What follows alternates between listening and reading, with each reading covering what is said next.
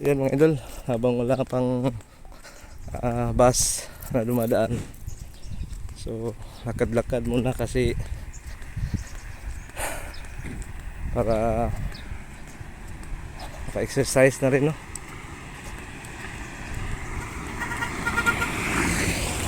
Para ano, wala yung ano natin, yung fat sa katawan.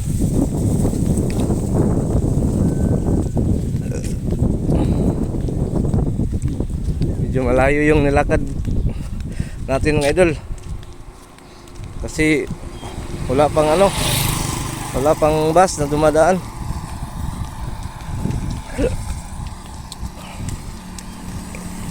So nandito tayo ngayon sa ano, sa Davao del Norte. Yan, may planta dito ng ano, ng saging. Ito po yung saging mga idol. Yan.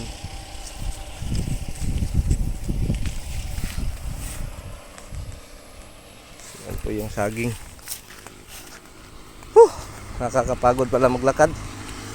Pero mas nakakapagod doon sa ano, bundok. Kasi bundok yung daan, hindi patag, no? Mas mahirap doon kaysa dito sa patag.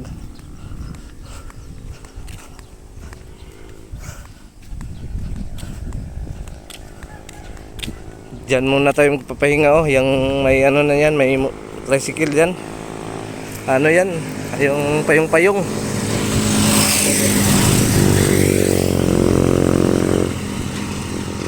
Dito muna tayo magpahinga.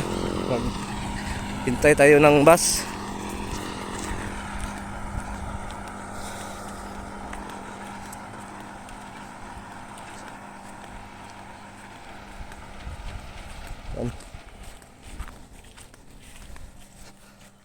Tagal ng bus dito. Hanggang dito na lang po mga idol. Abangan nyo lang po ang aming mga video. Marami pong salamat. God bless po sa inyong lahat. I love you.